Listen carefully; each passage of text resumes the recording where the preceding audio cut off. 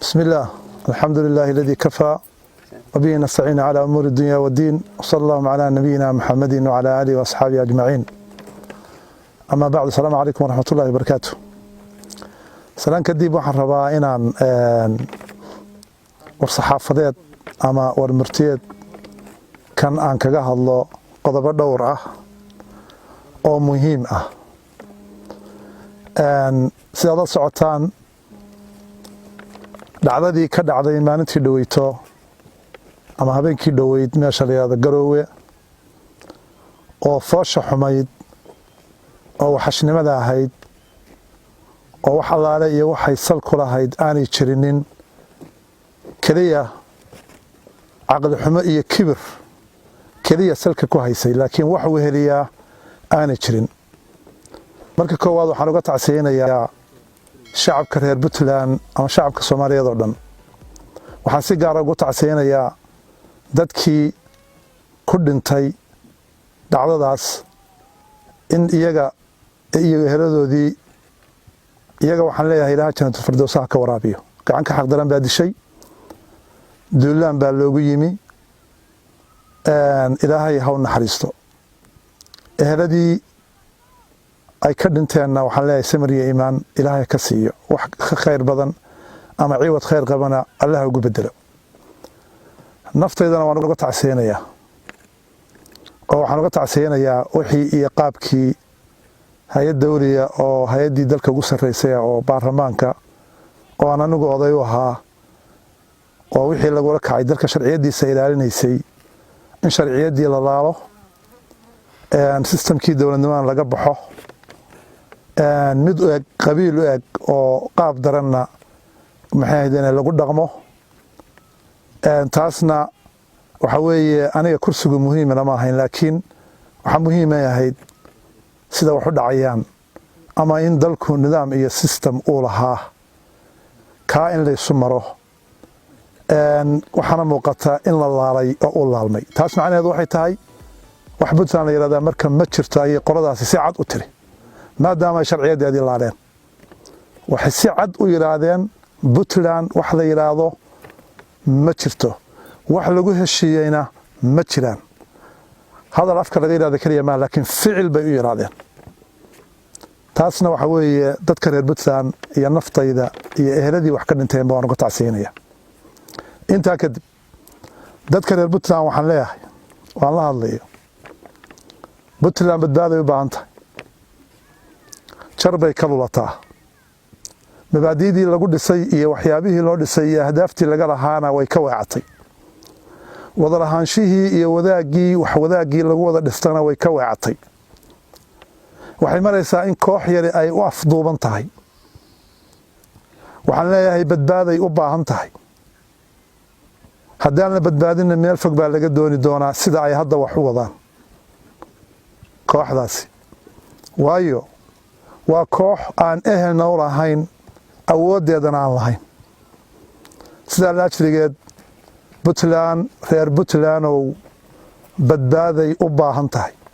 waxaan leeyahay wixii tara kale heli kara oo reer Puntland ha isu yimaadeen hana tashadeen Puntland ha la badbaadiyo qodobkan intaasaan ka gudbaya qodobka saddexaad aan ka hadli doono waxa weeye waxaan la hadlayaa shacabweynaha degan gobolada Sanaag iyo Highland iyo Bari oo ay sida gaarka u taabanaysay arintani ama sida gaarka xanuunkani u taabanayay waxaan leeyahay iyaga dhaqan looma xeerin oo nidaam iyo system looma xeerin oo tolnimo iyo wixii la isu sheegi jiray looma xeerin oo bini aadanimo looma xeerin oo meel u badqabtaa ma jirto waxaan leeyahay oo aan soo jeedinayaa dal iyo dawladba wixii joogaa tala inay isugu yimaadaan degdeg ah kana tashadaan qaabkii ay Puntland loo dhilgarayn lahaayeen maadaama ay ka weecatay mabaadiidii iyo ahdaaftii iyo wadalaanshihii lagu dhisay tala degdeg ka yeesha ayaan leeyahay baaqaasaan soo jeedinayaa وانا رجينا يا إني أقبلان oo qaataan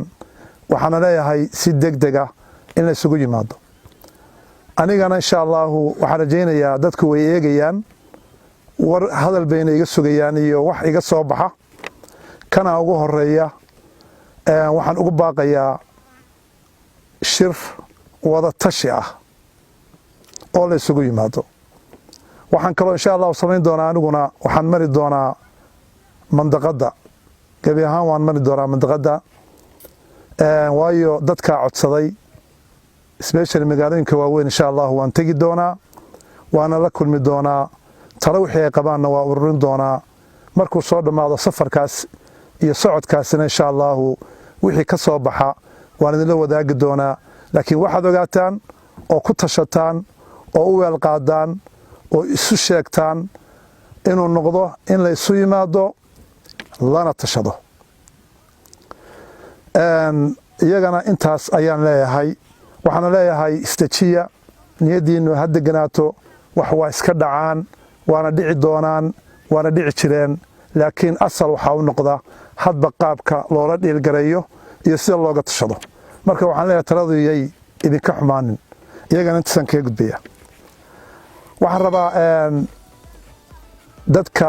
degan laftigoodu aan isku dantanahay ee degan Sool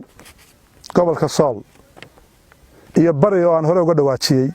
isku dan baanu nahay waa soo dhaweynaya taladooda iyo wax wada qabsigooda iyo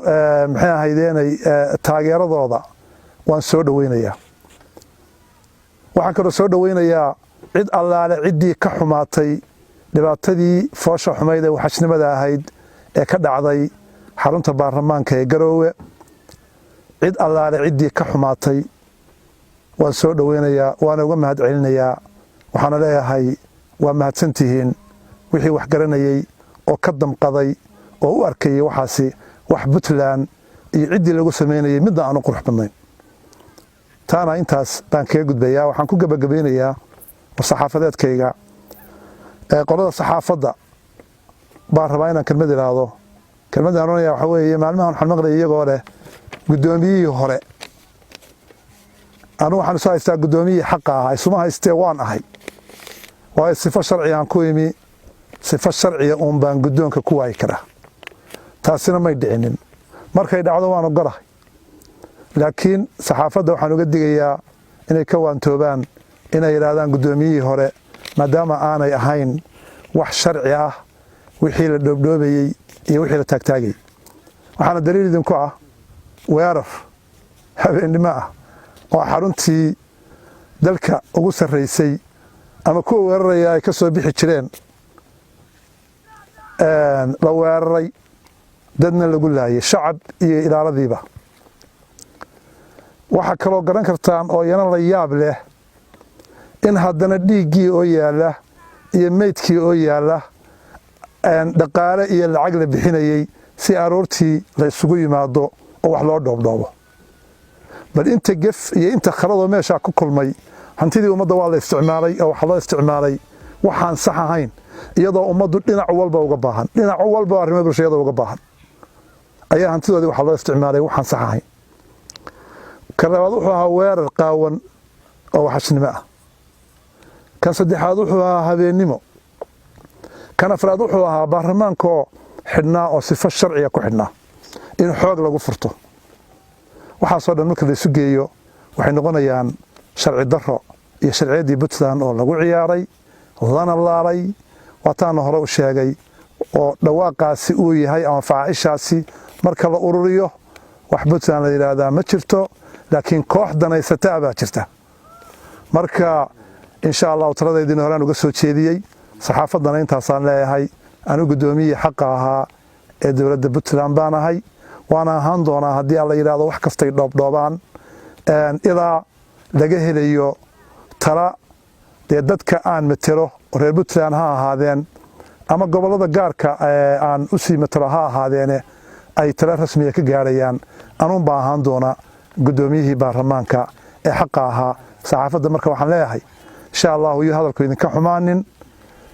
mar dambena ayay soo bixin gudoomiyihii hore waana mahadsantihiin wada shaqayntiina fiican hada wabillahi tawfiiq wasalaamu calaykum waraxmatullaahi wabarakaatuh